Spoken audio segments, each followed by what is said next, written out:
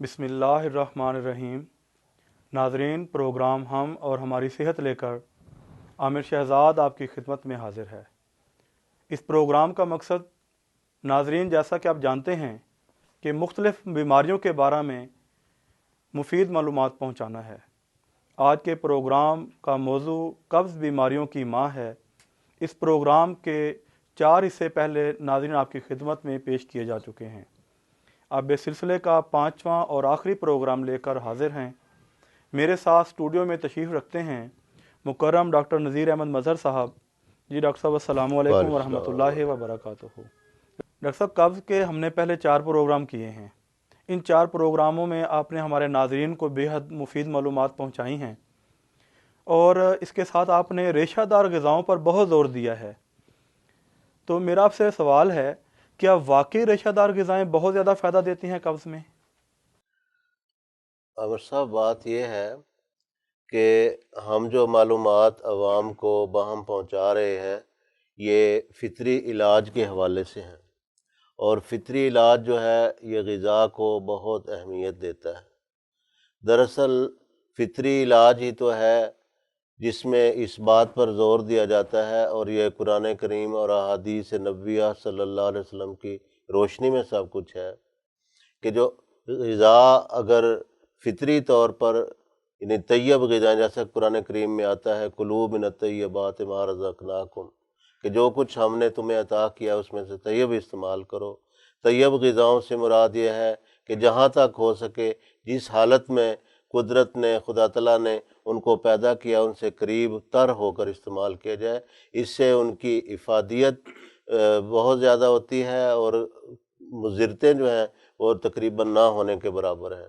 हम जो उनको घसीट के नेचुरल तरीक़ों से हटाकर कुदरत के जिस तरीके पे उनको पैदा किया है उनको मुख्तलिफ़ शक्लों में ढालते हैं, मुख्तलिफ़ उनमें चीज़ें मिलाते हैं, अमेज़श उनमें करते हैं, कई कुछ करते हैं उनको ज़ायकादार मज़ीद खुश ज़ायका बनाने के लिए।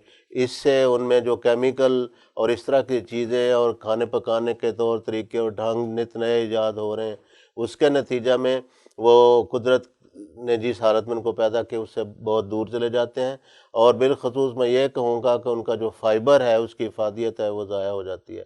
फ़ाइबर और रेशा एक ऐसी चीज़ है कि मुंह से उनका प्रोसेस शुरू हो जाता है, जो लुआबात और रतूबात और इस तरह की चीज़ें जो रेशा हम मुंह में जब से चबाना शुरू करते हैं वहाँ से उसका अमल शुरू हो जाता है, फिर मैदा में जाती हैं। मैदा में जाकर जो मुख्तलिफ़ रतूबात जो होती हैं उनमें शामिल ग़िज़ा होती हैं। मैदे के जो फाजिल और फालतू किस्म के मवाद होते हैं उनको वो वहाँ से ले जाती हैं अंतड़ियों में, अंतड़ियों से मवाद को इकट्ठे करके रेक्टम के हिस्से में चली जाती हैं और वहाँ से फुजले के ज़रिया से उनका इखराज हो जाता है। कुरान करीम में आता है कि जो ग़िज़ा है उसका असर ना सिर्फ इंसान की सेहत पर पड़ता है बल्कि उसकी रूह के ऊपर भी उसका असर पड़ता है।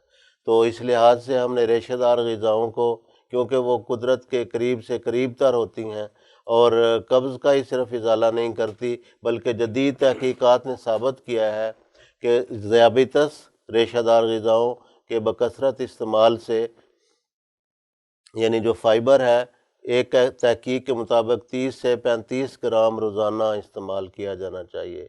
तो वो जो फ़ाइबर है वो बजाय इसके कि हम उनको रिफ़ाइन और मुसफ़ा करते करते ज़ाया कर बैठें, जो असल चीज़ है, और जो उसका फाजिल और फालतू मादा जो अंतड़ियों में चिपक जाता है कब्ज़ पैदा करता है, और कब्ज़ जो है उसके नतीजा में हम पहले भी तफसील से बयान कर चुके हैं कि बहुत सी बीमारियाँ पैदा होती हैं।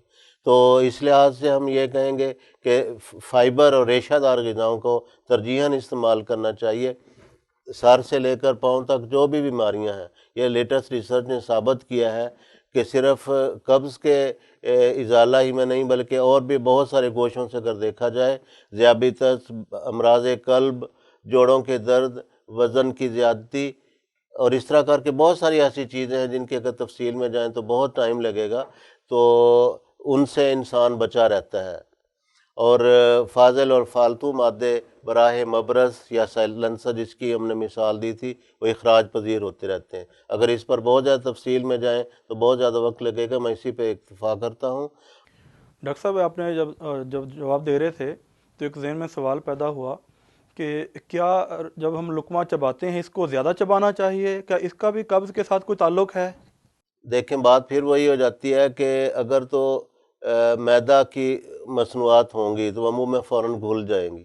اگر اس میں ریشہ ہوگا لازمی طور پر اس کو، جیسا کہ میں نے کہا تھا کہ منہ سے عمل شروع ہو جاتا ہے، تو وہ اس کو لازماً زیادہ چبانا پڑے گا. جو ہی وہ لعاب دہن اس میں شامل غذا زیادہ سے زیادہ ہوگا، اسی قدر ہاضمے کا جو عمل ہے وہ بہتر طریقے سے ہوگا. میدا میں جا کر بھی جو یہ نیچرل غذائیں جو ہیں اچھا کردار ادا کریں گی ہر لحاظ سے.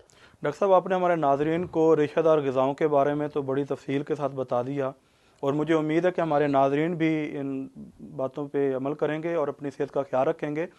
تو ڈاکٹر صاحب کیا پانی کا استعمال قبض کے علاج میں بھی کچھ کردار ادا کرتا ہے؟ اور اگر کرتا ہے تو کس حد تک پانی کا استعمال کرنا چاہیے؟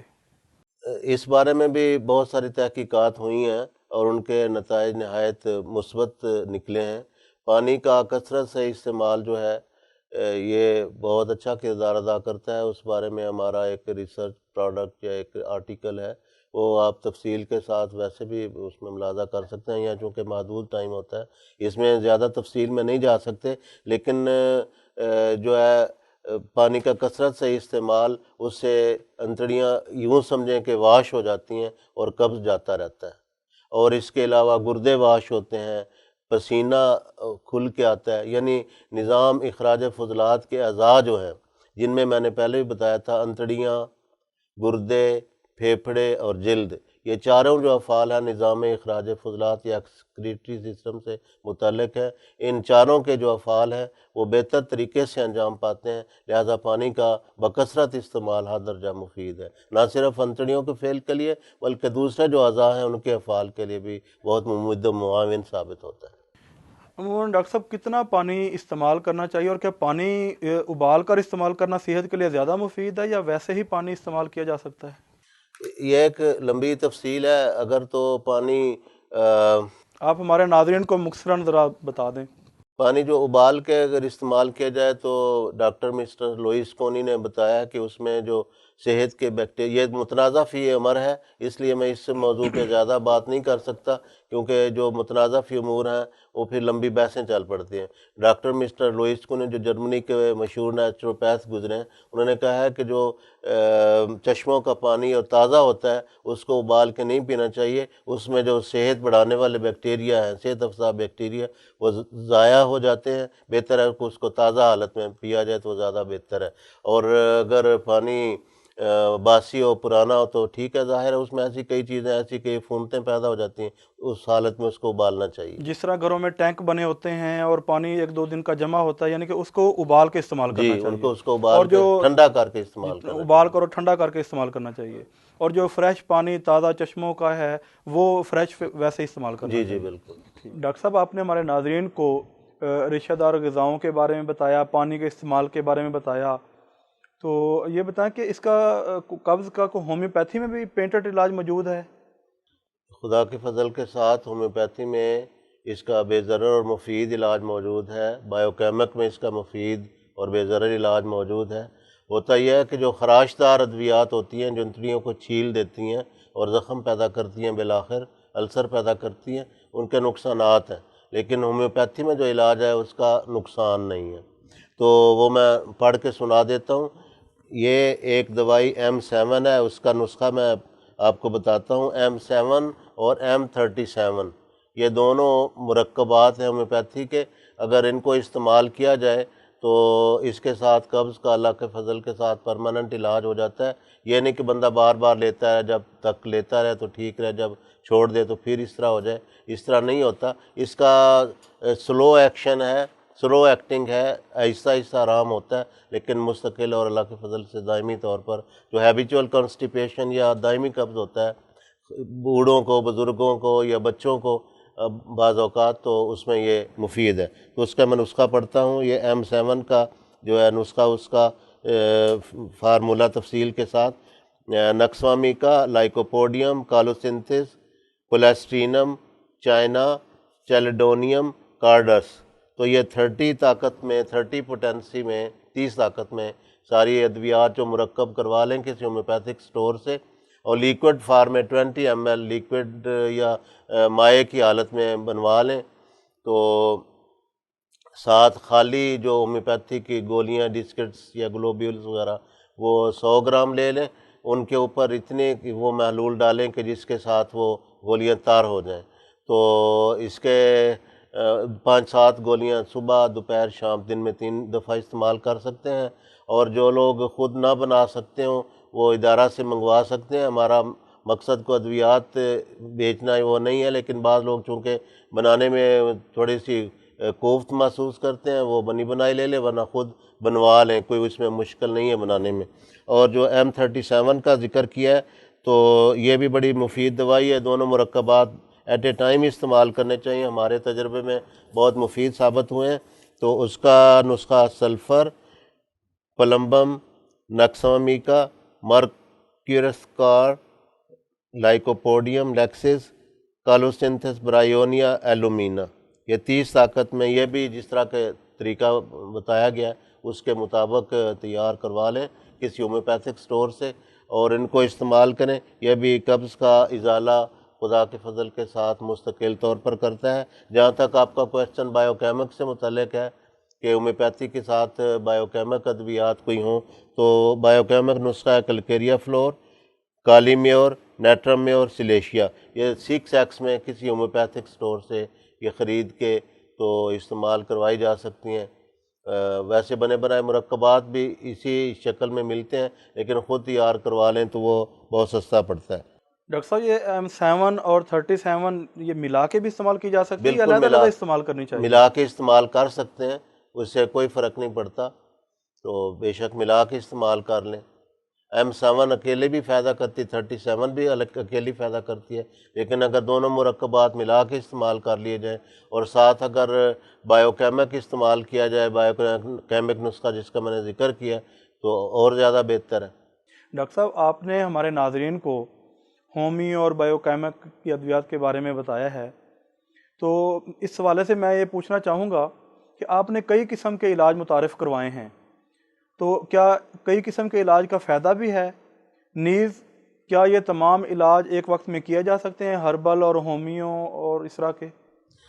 اس طرح میرے تجربات کے مطابق زیادہ اثر ہوتا ہے، اور کوئی غذا ہو یا دوا ہو، اگر اس کو مسلسل ہی بندہ قبض کے ازالہ کے لیے استعمال کرتا رہے تو اس کی افادیت کم ہو جاتی ہے۔ اس لیے میرے خیال میں غذائیں، دوائیں، علاج یہ سارے بدل کے استعمال کرنے چاہیے۔ اور اگر ایک وقت میں مثلا اگر کوئی آپ ہربل مثلا قبض کے لیے آپ اسبگول کا چھلکا یا اسبگول استعمال کر رہے ہیں، یا آلو بخارا استعمال کر رہے ہیں، آلو بخارا یا املی کا پانی استعمال کر رہے ہیں، تو اس دوران میں اگر جو M7 M37 بائیو کیمک علاج جس کا میں ذکر کر چکا ہوں، اگر ساتھ وہ بھی شروع کر لیے جائے، پانی کا کثرت سے استعمال شروع کر لیا جائے، ان کا آپس میں کوئی تضاد نہیں ہے، بلکہ ایک دوسرے کو ممد و معاون ثابت ہوتے ہیں۔ اس لیے اگر وہ استعمال کر لیے جائیں تو میں سمجھتا ہوں کہ اکٹھے جو علاج کرنے سے فائدہ ہوتا ہے۔ لیکن یہ ہے کہ مثلا املی کا پانی یا آلو بخارے کا یا چھلکا اسبگول کا یا اسبگول ثابت کا، یہ میں پھر بھی کہوں گا کہ لگاتار اس کو استعمال نہیں کرنا چاہیے، بیچ میں وقفہ کرنا چاہیے، اور سبزیوں کو، پھلوں کو، سب چیزوں کو جو قبض کا ازالہ کرتے ہیں، فائبرس یا ڈائٹری فائبر ہے تو غذائی ریشہ رکھتے ہیں، ان کو بدل کے استعمال کرنا چاہیے۔ ایک ہی چیز کو کرتے چلے جانا وہ ہمارے تجربات کے مطابق مناسب نہیں ہے۔ ناظرین، پروگرام ہم اور ہماری صحت کا جو موضوع تھا وہ قبض بیماریوں کی ماں ہے۔ مجھے امید ہے کہ جس طرح ہم نے اس پروگرام سے فائدہ اٹھایا ہے، آپ بھی اس سے فائدہ اٹھانے والے ہوں گے۔ تو اس سلسلے میں جتنی ہم سادہ غذائیں استعمال کریں گے اتنا ہی ہم قبض جیسی بیماریوں سے بچتے رہیں گے۔ مجھے امید ہے کہ ہم اس پروگرام سے بہت زیادہ فائدہ اٹھانے والے ہوں گے۔ آئندہ ہم آپ کے لیے صحت کے حوالے سے مختلف پروگرام لے کر حاضر ہوتے رہیں گے۔ تب تک کے لیے میں آپ سے اجازت چاہتا ہوں۔ السلام علیکم ورحمۃ اللہ وبرکاتہ۔